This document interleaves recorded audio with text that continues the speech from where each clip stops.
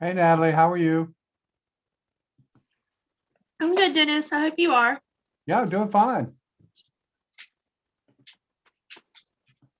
Is your son graduating this year?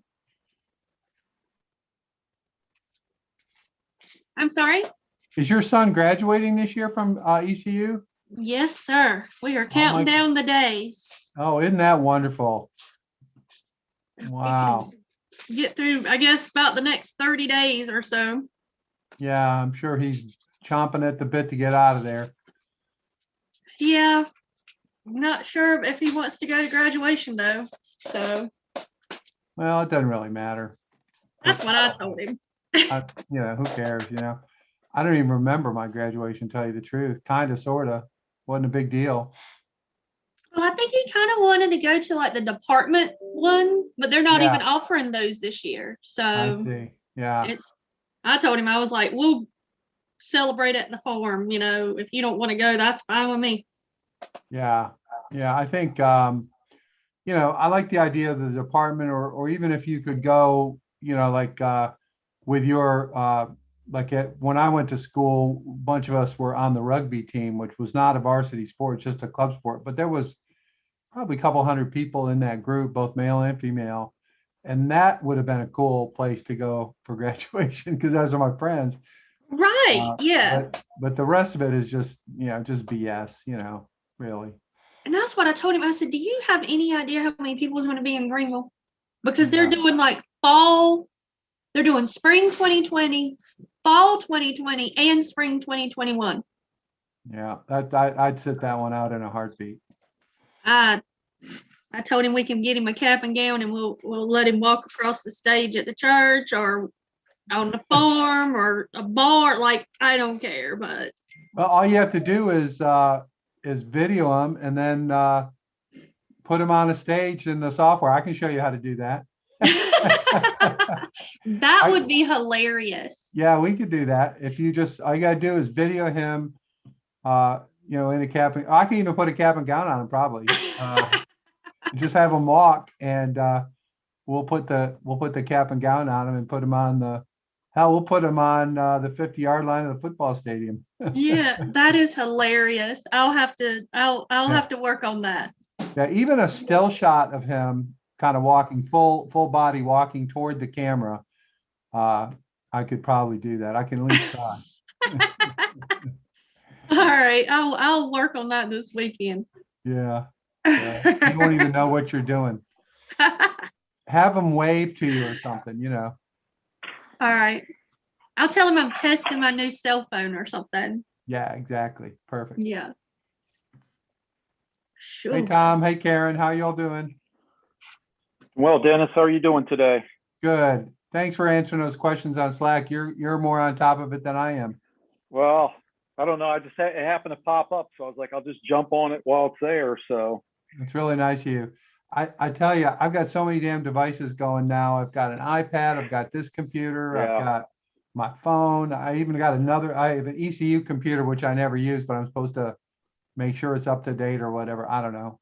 So it's like I feel like a commercial for a person with no arms or something, just moving back and forth. it's really hard to, you have people email you, they text you, there's Slack. I mean, it's hard to keep up with all those channels. Yeah, and I've got multiple email addresses, so I'm always finding one like, oh, right. Shit, I didn't answer that one. Damn it. I'm the same way. I've got them all forwarding to one now, but I'm not sure that always works. I'm not 100% sure that it does. I don't know.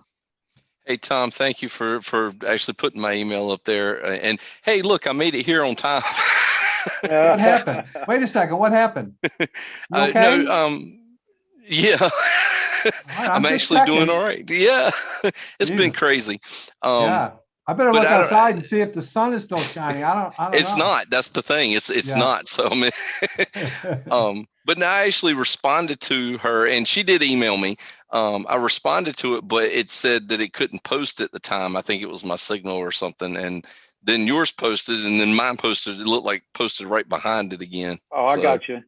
Yeah, it must have been a timing issue or something. no, well, my signal was. I got the message from her, or it popped up on Slack. But when I went to send it back for whatever reason, I don't know if it was my phone or where I was at or what, it looked like it posted and then it said, "Oh, message can't be sent." Oh, Patrick, haven't you heard that you have to change the hamster out once a week? I think it's more about how you have to hold your tongue the right angle when you do Yeah. things. Well, you're supposed to stand on your head, So I don't know, man. I think I am not a UNC fan, but did you all see that Roy Williams retired from UNC basketball? I just saw that. Yeah, I'm kind of surprised, I guess. I don't know. It I seems didn't like know all those. that. Hmm. What's that? I said I haven't heard that. It's probably about Yeah. time.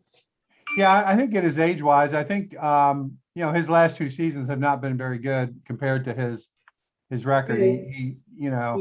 I think the game has really changed with these kids going pro, after 1 year. Mm-hmm. I just think it's a whole different sport than it used to be. Hmm. No, I don't know. Well, I'm going to talk a little bit about our guest speaker because you all may not be familiar with him. So Alex Piasecki is the CEO of a company called Seal the Seasons. And they are a company, and he may correct me, but my understanding is he's a company that flash freezes blueberries, strawberries, and other fruits and vegetables, and distributes them to a major department or grocery stores and other outlets. I'm not sure what area they cover, if it's just the state or hell, it could be the whole country for all I know. But he started it I believe when he was an undergraduate at UNC Chapel Hill, and as I recall, there was some sort of thing where I think they won a contest or something, some kind of prize. But recently they signed a deal with the food bank of Eastern North Carolina, Central and Eastern North Carolina, to supply food to the food bank. So I thought that was really cool. So I'm sure he'll touch on all that, but he's a young guy, and they're doing really well. And some of you may be, farmers may be prospects for him to buy from. I don't know. I haven't really looked into that, but that's one thing that did cross my mind that might be a possibility. So anyway, we'll wait Does he for work him. with the guys out of White Lake? I really don't know. My understanding is his facility is in Faison, and he works with what's the fellow's name? God, I know him. Ron. Oh, isn't that embarrassing? There's a big family that grows blueberries and muscadines and strawberries there in Faison. God, it's so bad. But anyway, I believe he's partners with that company in this actual, I think they call it QF, or quick frozen facility. But I'm not 100% sure if he also doesn't work down in the White Lake area. He may well. Well, I know most of them down there are on the high end of commercial. And they got a couple of processing facilities already down there. That's why I didn't know if maybe he was Yeah. able to get his way in there, because that's the biggest, as far as I know, it's the biggest blueberry producing area in North Carolina is all out on White Lake area. Yeah, no question about it. I know they're big, and this guy Ron, I can't think of his last name. He is a blueberry grower that grows all the way from Chile up to northern Canada. He's a big operator. So I'll look him up while we're waiting for him. But that guy's a big player as well. Let me see if I got Ron in here. Let's see here. Ron Coddle Farms. You may have heard of them. I believe that's who he works with. So hopefully I know the he'll, name Coddle Farms, but I don't know the Yeah, people themselves. they're big. There's actually a couple of Coddle Farms. There's also a Coddle Organic. That's quite a bit smaller. Coddle Farms, I think, is a pretty big operation. As I know they grow blueberries in Chile and other places in South America, and as well as up on Prince Edward Island, other places in Canada, I believe. So let me see if I can. Hope he may have a problem with our link. For all I know, let me try Alex. See if I can do here. I don't have a cell phone number. Bummer. Okay, well, hopefully he'll find us with any luck. Dennis, is this the one, is he out of the Rose Hill area? I know the Herbie Cottle for the organic farms. Yeah, this guy is from Faison, Ron Oh, Coddle, okay. Coddle Farms. There's another really big organic guy there that grew sweet potatoes. Was one of the largest sweet potato growers. Their farms are right next to each other in Faison, as I Wow. recall. So, well, I don't know how. Let me see if I can find Alex's number somewhere. Give it a try here. I always worry about our links as not being right. And he confirmed with me, so I'm pretty sure he's expecting. Let's see what happens here. Okay, there's his phone number. Okay, so.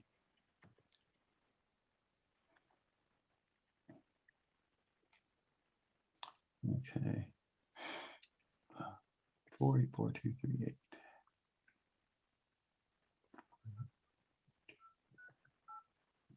I'm bad at putting these contacts in. 4814. Get them.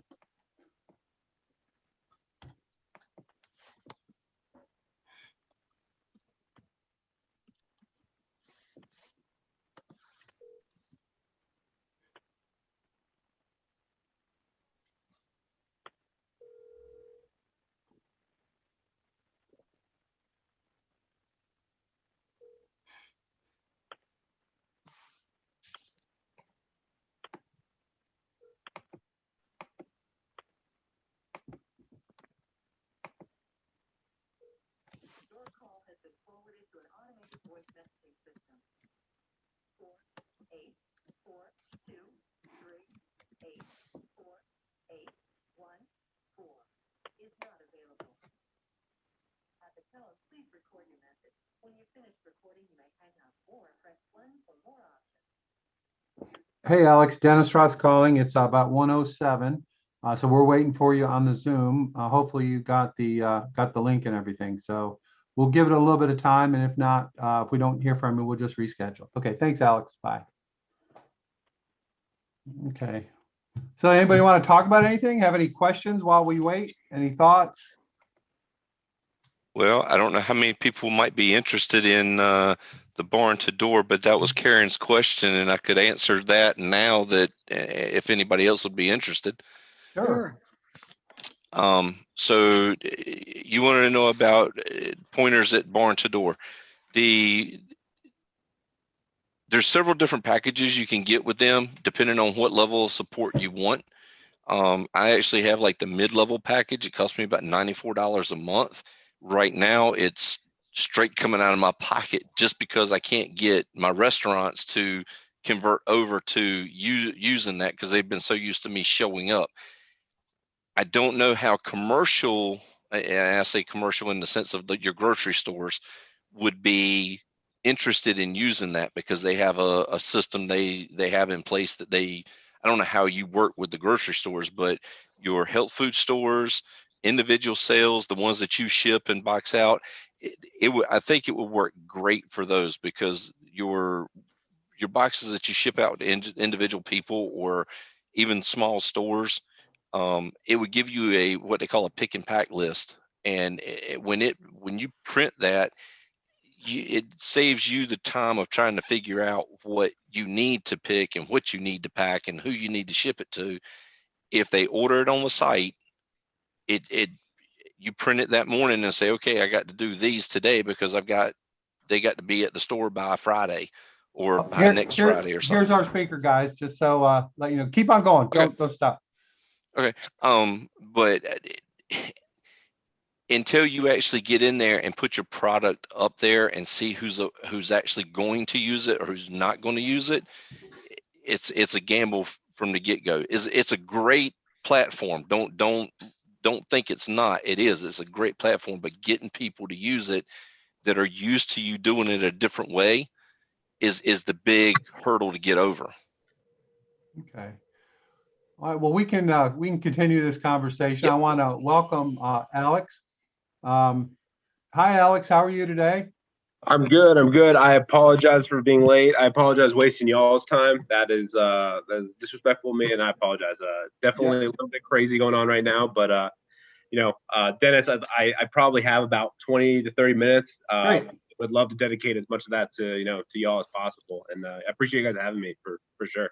Yeah, fantastic. Well, I gave the group a little bit of introduction as I knew it, Alex, about Seven the Seal. So why don't you just share your entrepreneurship journey and your starting of Seal the Seasons? Sure. So Seal Seasons was, started out of, and I'm always very transparent. I did not grow up in agriculture. It's something that I have adopted as I have, gone through college, and now, obviously it's my job, my life in many cases. I went to University of North Carolina, Chapel Hill, graduated in 2015.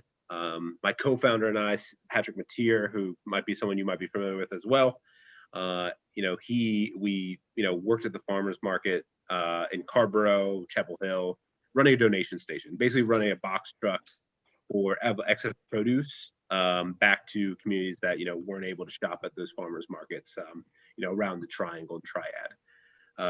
And both there we kind of saw people's like love and real just like passion for local food.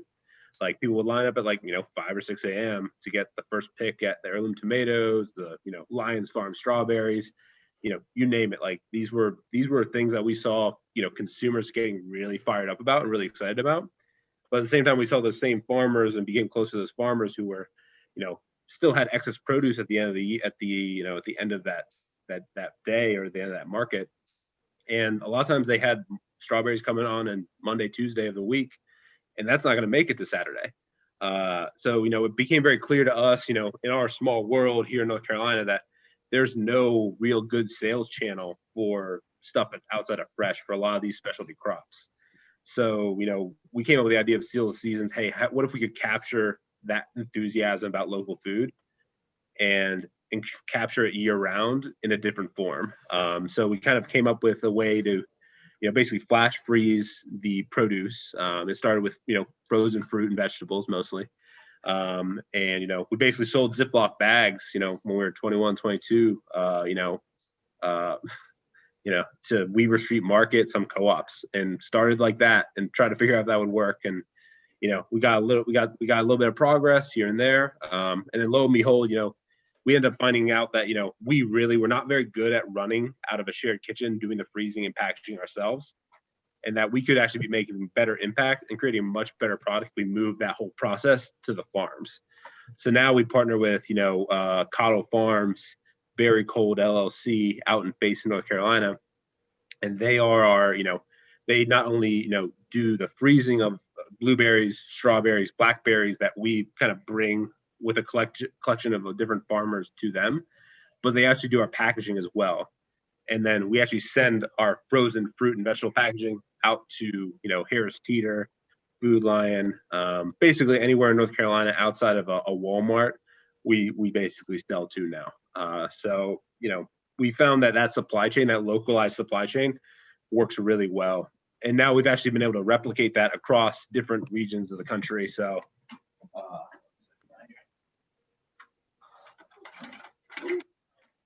so now, we do different. So you have a North Carolina blueberry package that, has Ron Coddle illustrated there on the front. He's not that young. I know, Ron. Yeah, well, the picture on the back's the real lie, but yeah. Teresa's. And then, here in California, we work with a totally different farmer altogether. And this is sold in California. And the goal is, everybody wants to support local communities and local farms and family farms.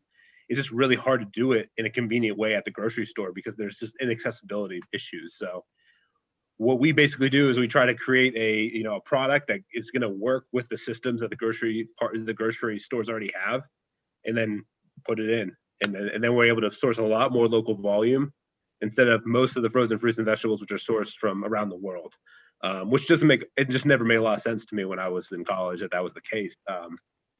Even from a price perspective, it almost didn't make a whole lot of sense. So, it's still one of those things that I continue to battle with, to date. Yeah. Do you do all of those, like both California and North Carolina at Ron's plant there in Faison, or do you do at different locations? So the goal is, we want to always send as much of the money that we're spending on the product back into rural communities. It's always the goal. So, Ron, Ron wishes we could send all the packaging, all the product we do across the country to him. But, we want to, support California, farmers in who are selling in their state. And in New Jersey, for example, we source New Jersey blueberries, New Jersey blackberries, New York strawberries, New York cherries. Those are packed by, a farm or a partner that we have in New York. Michigan, same thing. So, it kind of creates this little hub and spoke model, which, is very popular to throw around, but it's truly been the most effective way for us to build these local supply chains and honestly just connect a lot of dots that already existed, and then create a product that, and a brand that, consumers resonate with when they go to the shelf. Yeah. Do you find that that the driving consumer demand is hard or easy, or how do you feel about that? It's tricky. I mean, I think it's probably the part that is the most important thing that I work on every day, but it's probably the hardest thing too, is you need to understand, who your customer is, and then what that customer is looking for when they go to your aisle. So we did we used to have, again, Ziploc packaging. We had a lot of different types of packaging. When we looked and did our final packaging and redesign, we looked across all the products across the shelf, Dole, all the store brands, all the, other brands that are out there who are selling, not necessarily local, not American grown fruit. Right. And we saw that it would just emphasize the fact that it's a blueberry. Like, this is a frozen blueberry. And that's the first thing you see when you see the packaging. And I don't know, to me, it was pretty obvious that if you were in the frozen fruit section and the package was blue and there was a blueberry on it, you didn't need the first thing that people saw to be the word blueberries. So that's why we came up with, hey, the biggest value add we have is that we tell you where your food comes from. We give you a story about that food. So that's why we created kind of a postcard look that we have today here, where, we have not only the farmer illustrated, but the state where it's grown, and they actually sign the package as well. Again, as much as this is less my product as it is theirs. Yeah. I want to make sure that that's really clear. So, and that's just that's the niche that we found that matters. People just want to know about the food. And that's how we've kind of differentiated ourselves, is being really just authentic about that.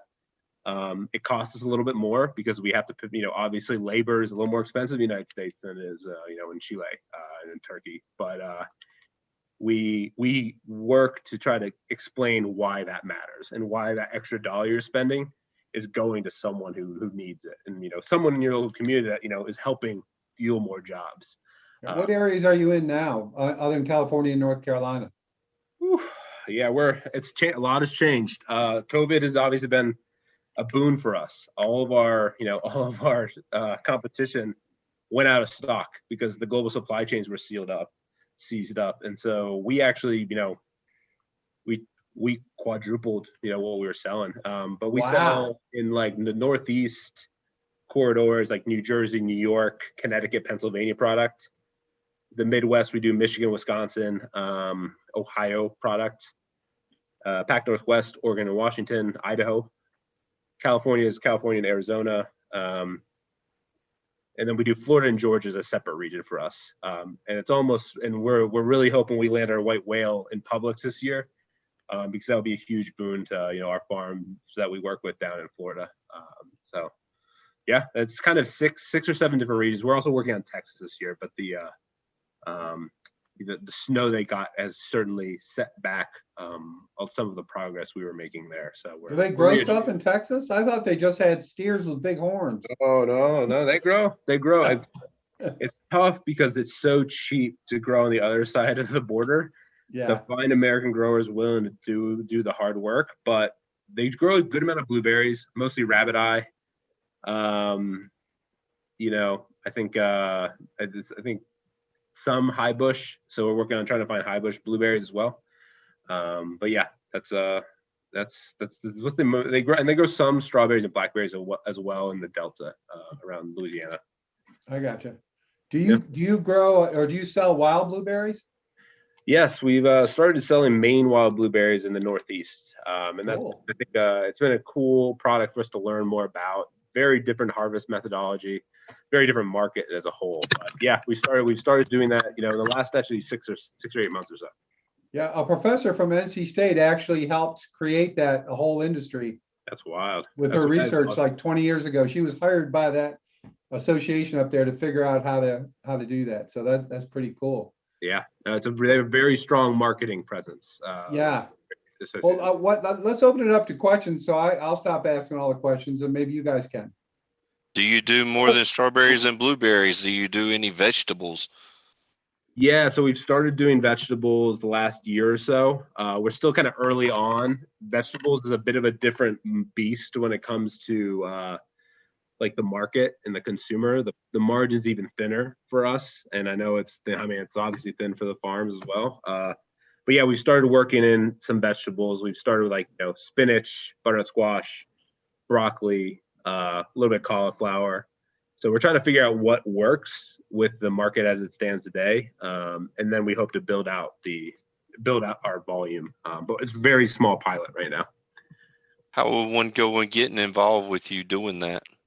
Yeah, just if you don't mind, I'll set my email down here. So y'all, if there's any questions when I have to leave, or you guys want to follow up on anything, I'll leave my email down here. You guys follow up with me directly. I'll point you in the right direction based on if I don't have the best answer. I have a procurement team who are awesome, and they might be a better person to give you an answer. But I definitely email me. That's the best way to do it, Patrick. Okay, good. Awesome. That's great. Yep, appreciate it. All right. Is there any plans to go direct to consumer with your products, you think? Yeah, it's funny you say that. We're like in some team meetings right now today, and we're talking a little bit about it. Very difficult in frozen. It's hard to make anything, and the basket size has to be very big. We're thinking about it. It's never going to be a huge part of our business. We've decided because of the cost of dry ice and 1 or 2 day shipping, but something we need to explore. I mean, the reality of life is that e-commerce is going to be here for the long term. We've focused on working with Instacart and a lot of the the platforms directly that the grocery retailers are using. Yeah. And doing more promotion there rather than building out our own site and having to do the fulfillment ourselves, because again, we don't have the fleets that they do to do this. Yeah, that makes sense. Yeah. Yep. Okay. Any other questions? I know Alex has got to run, so we'll. Yeah. No, again, if you would prefer to follow up offline, my email is open. Just make sure if you could just like put in the subject line that you're from the Accelerate Rural NC. Yeah. That will be helpful for me to just find y'all's email, and that will make sure I can get back to y'all. Good. We've got a number of farms in here. They're just not here today, I don't think. Okay. So that may be helpful to you. No problem. Alex, you ever see any chance that you would be doing frozen crayfish? Way back when we were, I think we were still in college, we did a frozen, not a frozen crayfish, but a frozen shrimp line. Cool. That was extremely limited. Very difficult to compete against Asian shrimp. They are so cheap. And so we decided to focus on fruit out of it. Yeah. But we did dabble. So I've been there. we have a crayfish grower we have a crayfish farm here that cool. Wow. grows them a deep pond crayfish. So that's why I asked. You never know. I mean, I definitely have heard some, I know there are some companies, I don't know if you've heard of Local Seafood. Oh, yeah. But yeah, I think, and there's a couple more that I've heard that are coming up through North Carolina. Those are the ones that, I think they'd probably be better to start with. Because it's an area we backed out of because Yeah. I just know produce better. I don't understand as much about seafood. Yeah, I understand. Alex, just real quick before you go, how many employees do you have at this point, and are they spread all over the country? Yeah, so we got, what do we got? We have 9 or 10 like direct Okay. employees. So we have a couple on the West Coast, like a procurement lead on the West Coast, and we have our VP of sales actually in California, which is helpful because, again, Patrick, myself, we can do a lot of the East Coast sales because we're around and we know these markets, but the West Coast is a different beast. I've learned a lot about agriculture on the West Coast, and it's very different than North Carolina and very different than anywhere I've been before, specifically California and the Central Valley. Like it's a machine. So I've had to learn it, and I've got put in my place more than a few times there. So The but it's scale good. of those But it's good. operations is mind blowing, and particularly in carrots and some other weird things like that. It's eye opening. Oh yeah, it's been interesting, but I'm still only 28 years old, so I'm learning every day. That's the part I like the best. We definitely have had products that have failed and fallen on the face, but we try to rally behind our successes as much as we can, and go from there. Well, to your credit, even though you've been through a lot, you still look younger than 28 to me. So I congratulate you. You're the only person to ever have said that, so I know you're lying. I have kids your age, so trust me. I feel a bit older sometimes, but that's good. Feels okay. Look, not so good. Okay. Anyone else? Any questions before we let Alex go? We really appreciate you fitting us in, Alex. And I apologize. I usually am not. Well, I usually am running around like a chicken with my head cut off, but no, it's today has been a little weirder than most. So okay. Thank you. Thank you for visiting us, and please stay in touch with us. Yep, absolutely. Yep, thanks, guys. And Patrick, feel free to reach out if there's something we might be able to collaborate on there. Working on it now. Thank you. Appreciate it. And I have Alex's email and stuff, so don't worry about that, folks. Cool. All right. Well, thank you guys. Thank you guys for inviting me. And again, I apologize for wasting your time. And hopefully, we can follow up if there's any questions. It was worth it. It's okay. All right. Appreciate y'all. Thank you. All right, take care. Bye. All right. So that was pretty cool, I thought. We have some of the farmers are not on today, but he may well be a resource for some of the products. I don't know, especially as he gets into vegetables and other things. I know Ron Cotto really well. He's a personal friend of mine. So I do know him very well. So if anybody wants to get introduced into that world, I can certainly help with that if anyone's interested. I don't know about pecans, Karen, if they could be frozen, if that's viable or not. They can be frozen. They're very easy to freeze and refreeze. Oh, wow. Okay. They really are. I couldn't help but notice that we've been selling to Weaver Street almost 20 years, farm fresh pecans, and they sort of demand a quality product. But my hat's off to this young guy. He's really, of course, now we're the actual farmers. Right. So, a little bit different. Yeah. I don't think this guy lasts too long as a farmer, but to their credit, they're building up quite a network, and I really like their pack. I'm a packaging and branding kind of guy, and I really like what they've done with that. And it's very clear. I don't know if you've seen them in the stores. They're more expensive than like the store brand. Maybe even more than $1, maybe a couple dollars, but the packaging is really cool. And the other thing I've noticed, we buy a lot of blueberries for a bunch of weird reasons. And I noticed that even when the other blueberries are out of stock, they're never out of stock. And I think it's because they're a lot more expensive, is my guess. But, that's something I have noticed about blueberries. Mm-hmm. It would be interesting to see if people would buy frozen, pecans, because they really like them fresh and the seasonal, coming after harvest.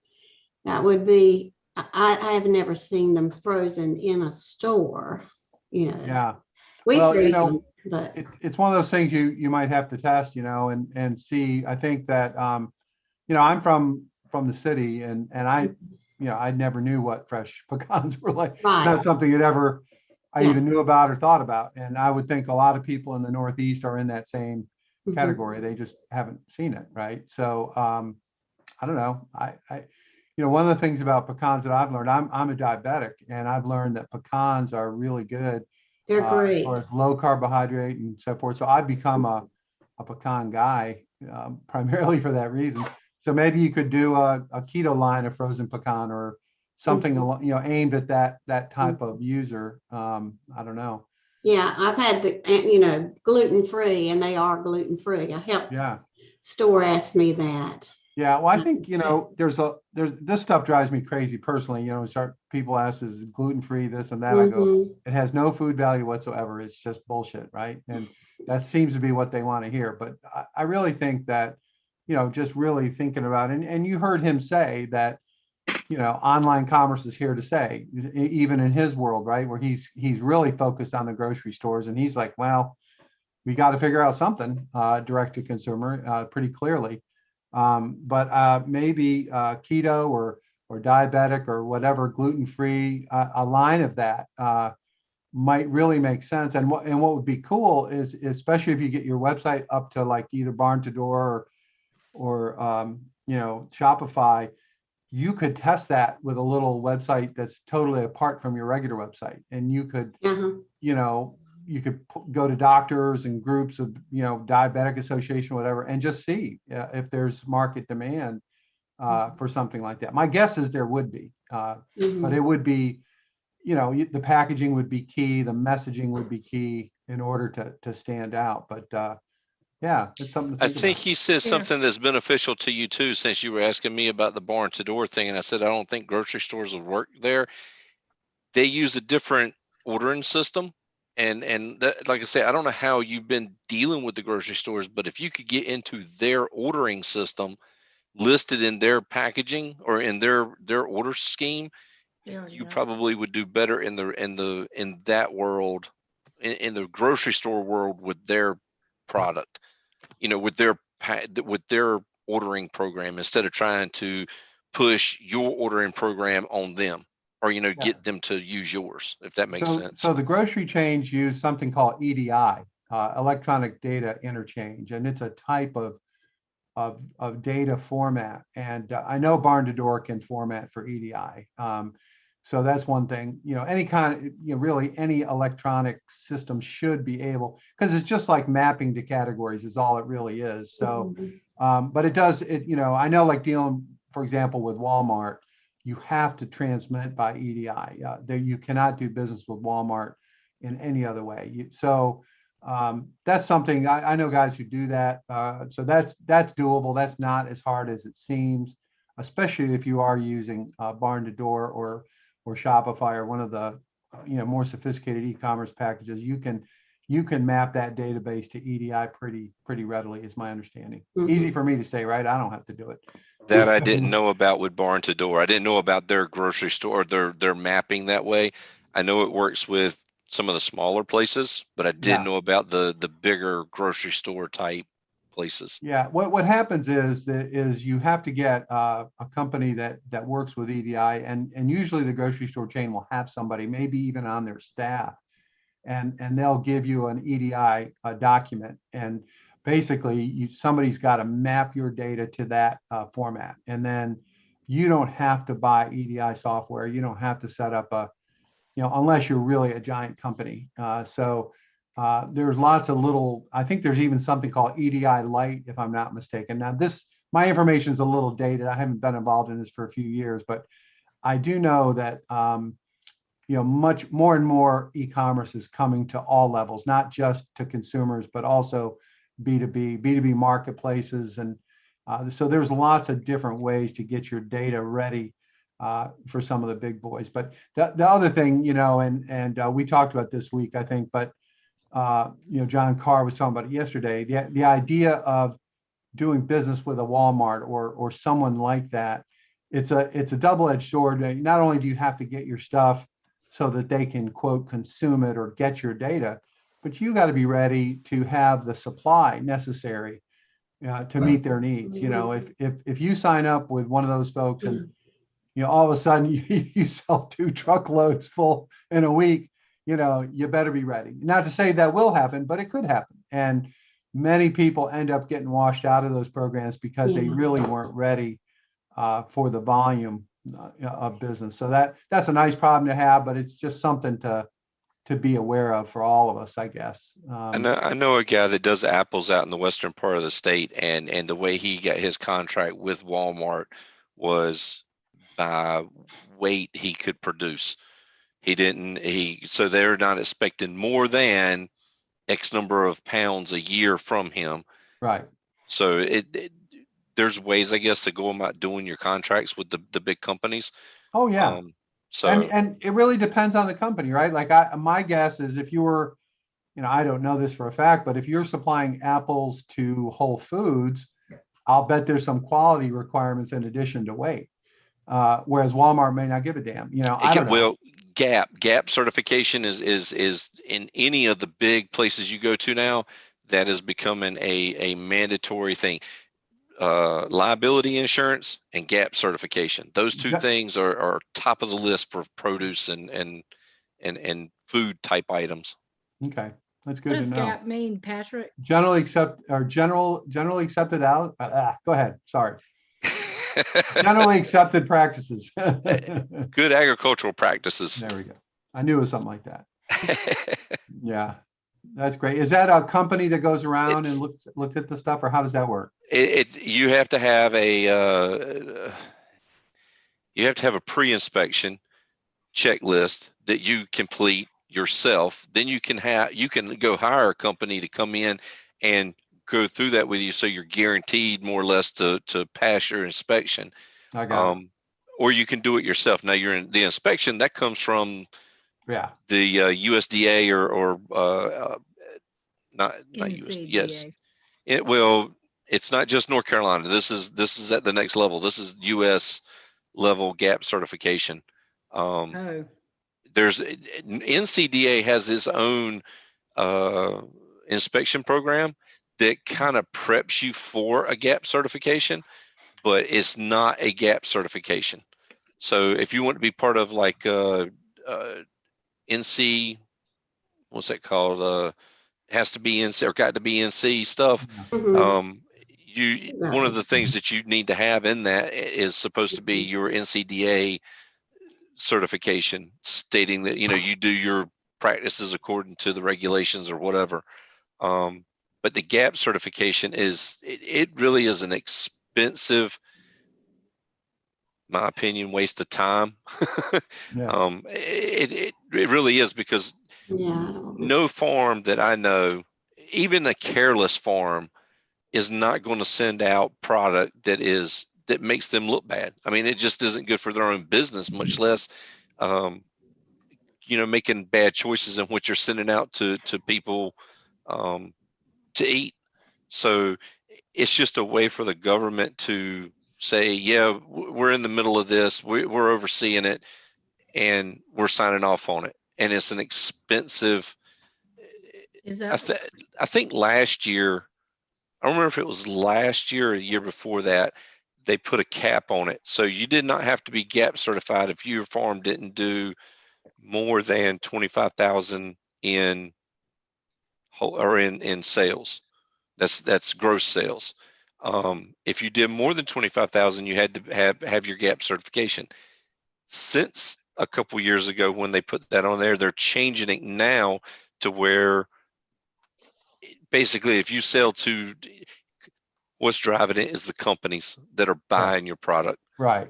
They're the ones going, okay, I don't care how much you produce. If you're going to sell to us, you're going to have the GAP certification. And if it's a $10,000 certification, that's just a hypothetical number. I want to say when I checked it, it was about $3,500 for the certification. And for a small farm, that's just not a feasible number, for a small farm. Now, if you're getting big, you're doing $50,000, $60,000 in sales, just in your produce side of it, $3,500 may not be such a bad deal, but you're also probably not going to be looking at some of those big companies. US Foods, Walmart, Food Line, Cisco. There was another one that I looked into. There was five or six different ones that I looked into, and every one of them, you had to have your liability insurance and a GAP certification before they would even consider looking at your product. And I had my product recommended to some of them saying, hey, you need to get this guy on board. And I wasn't getting my GAP certification at the time. I wasn't that big. They, is that kind of like a third party? That's like a third party in my world. I'm a manufacturer. So that if I've been asked by Costco and a couple of places to go in, but you have to have a third party inspection. And it's like, okay, screw the FDA, the USDA, the NCDA. They don't want to hear that. They want you to pay another $3,000 or $4,000 like you're talking about to be inspected to meet their approvals. So like you said, it jacks up the whole situation. If I want And to see, get my opinion is if they're asking for a third party, they need to pay that, because as long as you I have agree. yours, as long as you have your certifications by the federal rules, Yes. there's no reason you should have to go get somebody else to, inspect you. If they want it, they should pay for it. They call it a third, it's like that GAP, I guess, in the farms. I'm different being a manufacturer. It's called another name. Well, no, But, GAP is actually USDA, or I'm thinking it's USDA. It's a federal inspection. It all left me cold when they want that inspection when you're talking $4,000. That's all. And Hey, it I'll should do it be- for $2,000. Get a job, do it. I'll have That's you right. inspected. I'll put on my green eye shades and walk around clicking and saying, yuck, yuck, yuck. No, no, no, no. No. Karen, I got a question for you, Karen, if you don't mind. How Sure. long is your shelf life? You can read shelf life where ours have to be in refrigeration. We don't have, we take it down to 4% moisture, and they still have to be refrigerated or frozen when they go home with a consumer, and that is on our packaging. And that's why ours are 10 times better. They taste like they've come off the tree yesterday. Mhm. Now, but to have shelf life, which would be a problem for us at this point. For just grocery shelf life, yeah. So you're better off frozen or refrigerated. Yeah, our stores put them in refrigeration. I mean, they could be out of refrigeration if you put them on display, a day or two, but we don't recommend it. Mhm. I was just asking. Yeah. I know. Yeah. I know. My stuff can be frozen, Mhm. and I have a year shelf life, but I lie and tell them 10 months just to be on the safe side. It's been inspected by state and all of that, but I didn't know about a pecan. Yeah. Well, in the Yeah. freezer, usually a year to 2 years, you can freeze it. I have customers said, "Oh, I know I need some more," but she'll find them and they've been in there 2 years and she couldn't take this, she'd open the package and could not taste the difference. Yeah. But I would say 1 year frozen to a customer comfortably. Yeah, for you. Well, I was just asking with Mhm. the concept Yeah. that Patrick was saying, maybe connecting with Coddle. Yeah, we know. Underwear. He lives in Goldsboro. Yeah. I think if it's the one I'm thinking about, but Yeah, I he does. never thought about that. Yeah, that's a good Yeah. idea, Jenny. Yeah, he's a pretty good guy. He's the son of the founder. He's probably, Oh, he's probably 40-ish. not. Yeah, no. I think he lives in, I don't know where he lives. He might I'm live thinking out- about the father. Yeah, the father. Yeah, father's still there, still active, but Ron Mhm. is, the younger one is running everything now. Okay, well, I can't think of anything else worth a damn to bring up unless somebody else has something that they'd like to bring up. Last night I was out dining with and ran into some friends and I might need to get back with Alex. There's a company and I can't tell you the name. They're going to contact me. Their son's going to contact me. But they do, like these other companies do $2 and $3 million in sales and 250 million in sales. This is a shipping company. they saved, because these companies are big, and I don't know that we're all not there yet. But some of the farms to drop ship and to get them there, plungers, whatever. I'm going to get this contact. They said they saved them over $1 million in shipping. So drop shipping direct might be a benefit to some of your farms. And Oh, some thank of- you. That'd be great Yes. to, I'm find out about working that. on that right now. I just saw them last night. So Sure. That's very good. Shipping. I mean, it was a big deal to me because I grew up with this lady and her husband. Anyway, Mhm. not getting into all that, just will give you the information once I receive it. It might help, might not. Get him to get in contact with you. You never know. I'd like to ask Ron, his experience with Lumens 5, and I saw his, presentation. And how did that go? I mean, it was great what you did, but how was that experience doing that? I'm glad you asked. Commercial.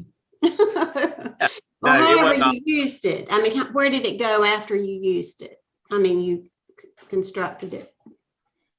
Sure. So we're trying to add some regular blogs to our website, and I'm actually I started using the one that Dennis recommended, Medium, but after talking to a few folks like Warren Allen, I think maybe we're going to move the blog directly onto our website instead of kind of linking it out. But so we just made a blog that was on topic of what we wanted to communicate, right now, which is about the beginnings of our company and things like that. So I just wrote a blog. It's 3, 4, 5 paragraphs long at the very most, probably shorter on a 3 or 4 paragraph. And then we posted that. And then, so I have that posted online on my website. And I went into Lumen 5, and simply there's a place as you create something new, and it's free for an account. I just put the link to the blog on the web page in Lumen 5 and said go. And within 30 seconds, I had this really cool video that they had sourced the pictures for it. I didn't provide the pictures. They sourced the pictures for it. They pulled out pertinent information from the blog. They set it to music. And then I did just a few edits. I spent maybe 5 minutes editing that. If you recall, when Dennis showed his video, there can be a kind of computerized or artificial voiceover done for it. I chose just to do my own voiceover, which it lets you do that. Just kind of read the words at the right speed. And from there, we can post that on our website. We can post that on Facebook or LinkedIn or any kind of YouTube channel, your own YouTube channel. Yeah, we put it on YouTube channel, and I've done another since then. And it was just really easy. It was something I could not have done otherwise without sophisticated help and or software. And the only price I had to pay was at the end of the video. It says, make your own video on Lumen 5, which I'm very comfortable right now with that being at the end of the video. But if you will write the content, even if you're not blogging, write it on a Word document. You can copy and paste it, I believe, into Lumen 5. Yep. Or if you're doing something like a blog and it's on a website, you can post the link and it will just extract it. And it's so simple a caveman can do it. Or guy from Hollywood. Ron is proof of that. See, I wonder how clever you had to be to do it. So you don't have to be very clever, because I'm really not. Like I said, It was great. It was a good job. Well, the clever part that Ron did that I'm too lazy to do, and that's the voiceover, right? So, the software will create a voiceover, and depending on what you're doing, it may be good enough, but you also have the choice to do a voiceover. So you can actually have that article printed out, and you can kind of, use that as your voiceover, or to make the points. Lumen will pick certain things out and highlight it really cool way. But that's a little bit more work. Ron said he had to speak at the right speed and so forth. But that's not a big deal. I mean, and if they're short, they don't have to be really long. One of the things to remember about video is people got about 30 seconds of attention or less. So it doesn't need to be a long video. It can be 15 seconds and be very effective, particularly if you're pushing something really specific, like a sale or some new product or something. The other thing to keep in mind with this is, and this is technical stuff, but you can change the URL of Medium to be your URL, Ron, just so you know. Not that that's critical, but that is something you can do. You don't have to do a blog on your website. You can use Medium, but that's a minor point. The idea is to just write this down somewhere and then put that information into Lumen 5. Now, I think you have to pay Lumen 5 if you do more than a certain number of videos a month. So I think it's like $15 a month for, I don't know, 10 or something. I don't know, some more than I will ever do in a month. I can tell you that. So that's something to keep in mind too. But these videos are great in press releases that you send out to different people. You don't have to actually include the video. You just include the link, right, to the video. So people will watch that. Press people will watch it. They're more likely to watch that than read your press release, in my opinion.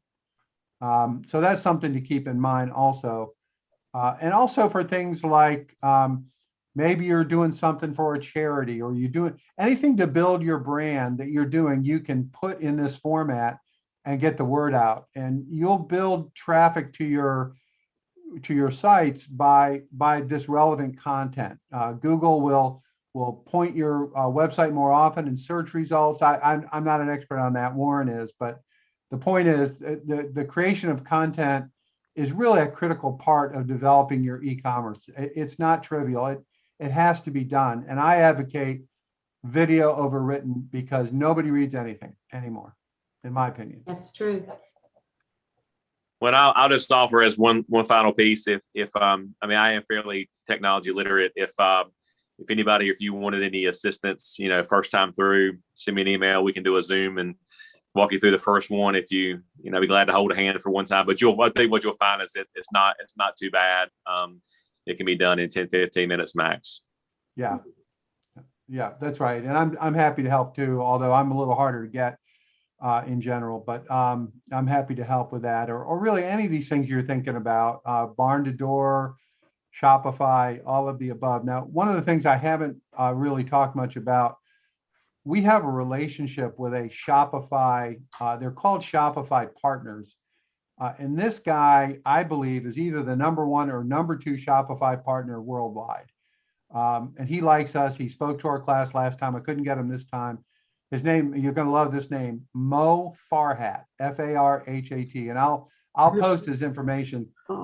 He's built more than 5,000 Shopify sites. And on his website, you can see examples. You'll find one very similar to your business, and you can see what he's done. Generally speaking, he's going to charge you, it'll be less than $2,000. And it's a pretty all out kind of website. It's not like a small thing. It's major. And he's down in Houston, Texas. He's a great success story. He immigrated from Lebanon when he was, a college student and came to University of Houston. And he's a great story, but he's a good guy. And he's worked with I don't know if he's worked with anyone in this class, but name of his company is Webinopoly. But I'll post all that and you can check it out. But we have a good relationship with him, and he'll do a special deal for our class if you want a Shopify site or rebuild a Shopify site. But he's got some really amazing capabilities, and more importantly, he's totally up to date with what's new in Shopify as far as what works and which apps. Like for example, some people like reward points. How do you do reward points? How do you do some of this stuff? He knows all that stuff cold. So I'll post that on the Slack channel so everybody can have that if they're interested. I like him. He's a crazy little guy. He kind of looks like that guy from Taxi, Andy, a little bit, but he's really good. And he's got I think he's got 50 full-time developers on his team. He's one of the largest Shopify guys in the world. And he won't waste your time. He's very quick and stands behind what he's doing. And he also can do maintenance. If you want stuff done and you don't want to do everything, he's got plans for all that. It's really turnkey, and it's majorly quality. Your website will look like you spent 50 grand on it. So I will post that. I'm sorry I didn't bring that up sooner. I kept thinking he was going to come on and talk, and he keeps backing out for one reason or another. So I guess I better tell you before the class ends. I'd be We, very interested, Dennis. I was told by Warren, just with a brief conversation, like for me to, one of the biggest thing I can do for SEO and stuff was to get off of my GoDaddy hosting and things. He said, and get on Shopify. Yeah, That was you got to be on that was- Shopify. I hate to be a jerk and I try to be agnostic, but if you're not doing Shopify, you're killing yourself. Believe me. And you'll see. Go ahead. Go ahead. No, I'm done. Dennis is right. A lady here, I'm just a GoDaddy right now. I just didn't do much on, because I sell to grocery stores. Anyway, the point of it is, she said, you might spend a bit of money on getting on Shopify. Well, what has driven me crazy is I'm having to plug in everyone's address. If Brady decided to order from me, I have to plug in his address to with GoDaddy. And with Shopify, she said that when they order baskets and all this stuff from her, I mean, she's has a big site. She said it's already paid for and generated. Now, dad blasted, that is going to have to, that'll save me a buttload of time, because I'm getting orders from all over the United States. And that takes so much of my time up, and you can lose an order. So anyone who's hesitant on spending that money, maybe set aside some money, because I thought it was really expensive. But if Dennis has got this guy, knows what he's doing, and he's into it, it is very well. I'm looking into getting it done. So thank you, Dennis, for your information. But she was all over it and telling me that is the only way to go. The other thing that Shopify has, well, two other things. One, when you build a Shopify site, they build you a mobile site at the same time. Oh, that's good. So your mobile site will be 1,000% better than anything that you've done to date. That's number one. Number two, like Apple with their App Store and Google with their Google Play Store, Shopify has an App Store. So there are tons of people out there who make stuff specifically for Shopify that you can add to your site that may be relevant to you. And they have thousands of different apps that you can add to your Shopify store automatically and just save a lot of brain damage. It doesn't mean that it's perfect. It's not. It's not perfect. I don't mean to imply that. But if, I personally have since I've been doing this since September, I guess I should start wearing a Shopify t-shirt. But the other thing I do want to point out is Barn to Door also has a kind of an ecosystem for farmers that is relevant. Okay. And mostly what Barn to Door is about is operational assistance with your website. Okay. You're not Shopify. Somebody still got to do the work. With Barn to Door, they actually have people who do shit for you, right? Like, even customer service, believe it or not, in off hours. So their whole business is really about operating it. It's not that it's the world's greatest software, because I don't think it is, as a matter of fact. But for somebody who needs to run a website and they're already busy and half crazy, and you're a farmer, then Barn to Door is well worth a look. It's also a relatively cheap monthly cost compared to even the $2,000 you have to pay for Shopify. That's going to be upfront. You're not going to pay that monthly. Okay. So I've tried to draw the line between what people need. And my belief is a lot of the farmers need operational help as well as the web. Others may find that the features of Shopify and some of the things involved are worth it, or you may grow into that. But I do want to make a difference. There's a difference between the operational help you get with Barn to Door than you do in Shopify. So they built my website for me. I used to build websites a long time ago, back when websites were a new thing. But I haven't done this new fancy stuff they got out there. And they built my website within a day's time. They had it back to me for me to review and made my changes that they had sent to, or that I had sent back to them, and had it up within basically, I'll say 48 hours, just because of the turnaround time for me to get back to them. The one thing that I would downplay Barn to Door on is, you do have to upload your inventory. And I don't mean that like, if you carry an inventory, you got to update it, right? But in barn to door, it will deplete your inventory and still post that you have it. It may say that it's out of stock, but it still posts it. It doesn't take it down off of there unless you go discontinue it or what do they call it? Pause it.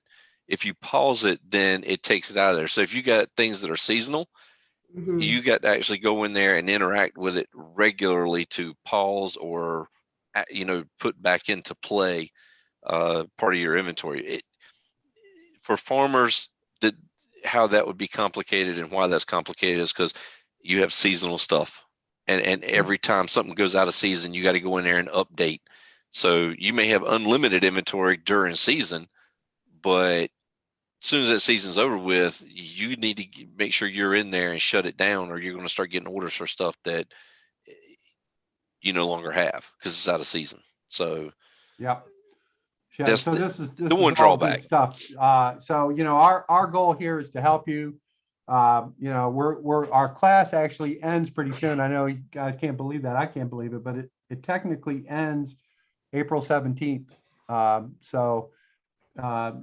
sad about that, but I want to be sure I get you everything that will help you in the meantime. So I'm pedaling with my little hamster to try to find all these little things, little nuggets that we have. So I'll post them and bring them up as much as I can. Dennis, What when did are you say that it ended? I'm sorry? When did you say that this ends? 17th. April 17th is the final class. Oh, okay. Is there a what are the chances of getting to take the class again? And the reason I ask that is because I have not been able to be here as much as I Love would to have like you. to have been. Sign up. Sign But up. at the Yeah. end of I have a the feeling you'll get in. well, at the end of this year, the contract that has kept me so busy, government contract that I'm working, it's supposed to be the period of performance ends at the end of the year. Okay. And it may go a little past it, but after that period of performance is over with, I would love to be able to be here, for every class and catch all of it because I've missed so much this time. Well, It's I a great appreciate class. that. So just so you all know, we're grant funded and we have a 1-year grant, and we have 4 10-week sessions. So this is the end of the first 10-week session. So we have 3 more 10-week sessions, and then I don't know what will actually happen, whether it will be re-upped or I'm looking at a lot of different ways to keep it going. But at the moment, all we know for sure is that we'll have 3 more 10-week sessions this year. And so if you can make one of those, please do and sign up. And one of the things that we've tried to learn, because the original design of this was for it to be in person. So a lot of the design of the instruction was around the idea of how many people could you have in a class. And what I've learned about it online is we could do a lot more people. We don't have to have just a handful. We could probably have 50 people, because the truth is everyone's working and they come and go. Some people can come to all of them. Some people can come to 3/4 and half. So one of the things I'm looking at is maybe increasing the size of the next cohort. Apparently, when you get a grant, you got to do what the grant says, or you get in trouble or something. I don't know, but so I'm working on that. But I do think we could help a lot more people with this format. And it's not too heavy a lift, 1 hour a day, 4 days a week, and plus the resources that we make available. So anyway, that's kind of inside what we're doing here to move it forward. Talk with some of the companies that you already know and see if they would be willing to chip in to help you if you can't get a government grant to do it or whatever. I mean, Debbie would be just because that's somebody that me and you both know, she could be a good resource because she's an in to a big company that might throw some money your way to do it. Yeah, I have actually have a lot of experience with this. The issue is, first, we're not a government grant. We have a private grant from somebody called NC Idea, is a big foundation that funds entrepreneurial stuff. So they're not government at all. But because we're tied in with ECU, there's a lot of bullshit I have to deal with. So that's just the real world, and I'm going to have to deal with that. So, you guys won't believe this, and it's not true in this case, but if we were to become a long-term grantee and ECU is a partner, ECU requires 51% of the grant to go to them. And that's true of NC State, UNC. That's a standard UNC system cost of them administering a grant for you is what they call it. Yeah, So- no, I know about that because we tried to do, my dad is a commercial beekeeper in the eastern part of the state here. That's how I know about White Lake. But we tried to get Farm Bureau to help fund NC State's bee lab or an entomology bee lab that they have. And in order to do that, for that money to specifically go to them, it still had to go through the school process. And by the time it got to them, it's about a quarter of what was granted. Yeah. Oh, good Lord. So, yeah. So anyway, I'll figure all that out. If you hear that Dennis is doing this out of Pink Hill, out of the back of his car, you'll know why. So we'll see. I've got internet. I've got a camera. I can do it. So anyway. Well, thanks everybody for your time and attention today. And we'll next week we have a really great presentation from Andy Kurtz, who is one of the top packaging guys in the country. He happens to be out of Greensboro. I've worked with him a bunch of times. He was in charge of all of the interior design and product design for Fresh Market for a lot of years. So he's a really good guy, and he works with small food brands and consumer packaged goods all over the country. And so I'm real excited for you all to meet him. I'm hoping if you all need that kind of help that he would have some availability so you could work with him. But he's big time. He's a big time guy, and I'm really pleased to have him as our guest speakers. We're also in the final weeks. We're gonna be spending some time on figuring out how to sell in foreign countries, how to do exporting. We're going to talk about that. I'm working on a contract with a company called Alibaba to provide a special deal for our companies to sell online in China, but they're really dragging their feet. So I don't know if it's going to happen or not, but it is in the works. And if it does, that means they'll actually build a website in Chinese for you, and you can sell your stuff to Chinese consumers. We won't have to update that, will we? Yeah, no, they do everything. So there's some amazing success stories of small American companies that have just sold unbelievable amounts of stuff in China. So we'll see if that comes about with any luck. I put Mo's contact information in here. Just make sure if you reach out to him, you tell him Accelerate Rural, so he knows it's from me, and we'll just see where it all goes. Make sure you put your packaging guys' information in there just in case I don't make that class, because that one is of high interest to me, especially with the hydroponic lettuce coming on board here. Yeah, it's a Buttermilk Creative, and but I'll post it in there, and you'll have it. Dennis, I think I wrote it down. What was that other dude's name in Greenville that is also a packaging guy that was about? Oh, that's AccuFlex. That's Tom O'Brien. I think I sent you his contact information. If not, I can do it again. Okay, I've been moving personally, so I hadn't been able to. Yeah, he's in Greenville, and he has the digital printer that prints the packaging and all that kind of stuff. That's what he does. Okay, AccuFlex. Okay. Yeah, or AccuPrint. I don't know what the hell he is. But I'll send it to you. Okay. Thank you so much. Always a great class. Unbelievable. Yes, it really is. Well, you guys remember that when I ask you for the testimonials, you gotta blow smoke up these people's for me to get money to keep this thing going. All right. I will. It's no smoke. You do a great job. Dennis, I just made the semifinals. My company made the semifinals for the $50,000 grant from the idea. So yeah, I'll put in a very good word because I am using some of the stuff filling out these numerous applications like as big as an FBI file, but it's going to be well worth it. I just hope that we beat out 150 companies so far, so now we're down to 25. So Wow. Well, congratulations. Good luck. That's Appreciate that. exciting. thank Can you. I tell them that I knew you before you were rich and famous? If I'm rich and famous, I'll tell them for you. Nick. Okay. All right. I put Andy Kurtz in the chat, and I'll put it on Slack as well. Andy Kurtz, Kurtts is his name, but he's awesome. You'll love him. He's really a cool guy. Okay. Andy Kurtz. All righty. Well, same time, same station on Monday.